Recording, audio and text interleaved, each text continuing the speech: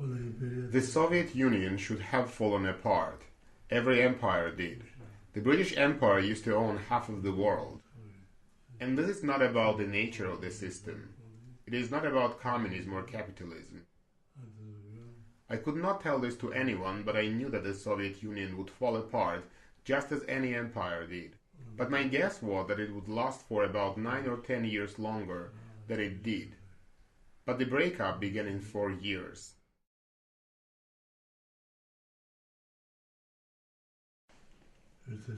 There were a few. One of them was Eduard Shevardnadze's resignation.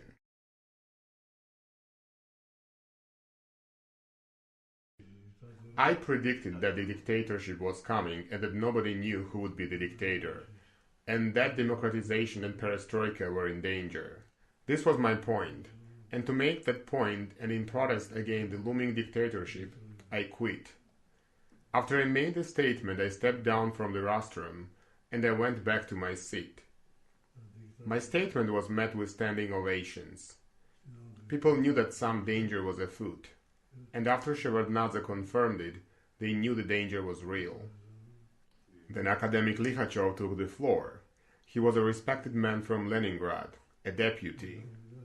He said that Shevardnadze is a good minister, that people trust him, so he requested the assembly to ask me to change my decision. I waved my hand from my seat, saying that it's not going to happen.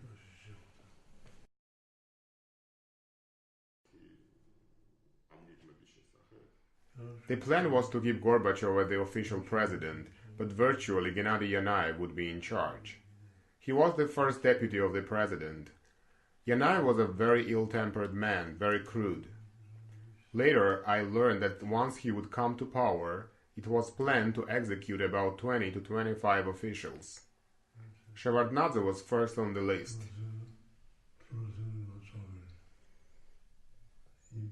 The empire would have lasted longer if it were not for a confrontation between two men. I mean Gorbachev and Boris Yeltsin. No matter how hard I tried to reconcile them, it didn't work.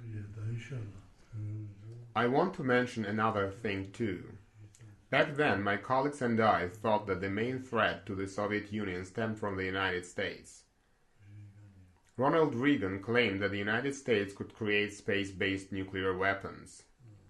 We then spoke to our nuclear scientists. They said that creating such space-based weapons was impossible. Some 5 years went by and the same scientists came back, apologized and said that creating space-based weapons was possible if the economy allows it. That prompted us to start the attempts to sort out our relations with the United States. I met Reagan 7 times. You see it there in the picture. Gorbachev and I had agreed that if Reagan gets hostile, I should remain calm, that I should not have words with him. Our first meeting was like hell. Reagan said, "You are an empire of evil, but I'm meeting you for diplomacy's sake." But I should not be receiving the representatives of the evil empire. The second meeting went on in a more reserved environment. After the third meeting, I found Reagan changed. He invited us to lunch. He was telling jokes. We were all laughing and then laughing some more. We couldn't even eat. He knew so many jokes and was so witty. I think it was our 5th meeting when I told him, I have been to 65 countries. I have met presidents and prime ministers, but have never met a man who knew so many jokes and could tell them so well. Reagan became sad all of a sudden. He said, "There is something happening to me." He said that he remembered perfectly well what happened 20 years ago, but could not recall things that happened yesterday. This was the Alzheimer's. I told him not to worry about it. It will go away, I said. Later, Kissinger would tell me, we were always afraid that the Soviet Union would attack us, that the Soviet Union would start a war. Now that the Soviet Union is gone and there is no threat of a Soviet attack, we are left without a purpose. We do not know what to do now.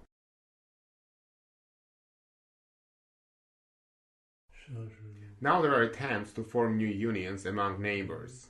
Kazakhstan, Tajikistan, Azerbaijan, Ukraine and others. Belarus. But there will be nothing remotely similar to the Soviet Union. the issues that the former Soviet countries had with one another traditionally. Yeltsin tried to create a union of Slav nations. It didn't work. Now they are trying to create the Eurasian Union. Some nations may join it, but how long-lived the union is going to be is anyone's guess.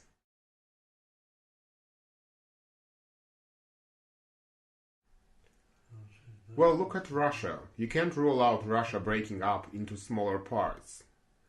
In Dagestan, there are more than 2.5 million people. There is also Chechnya, Tatarstan, which produces millions of tons of oil. There is also Bashkiria. I think these peoples, sooner or later, will demand independence, and this could lead to the further disintegration of Russia. I made one very good decision.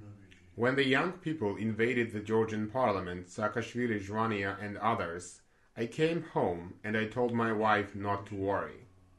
I said I'm not going to let this confrontation escalate to bloodshed. I will step down, I said, and I did. As a sign of gratitude, Saakashvili and Shevardnadze left this house to me.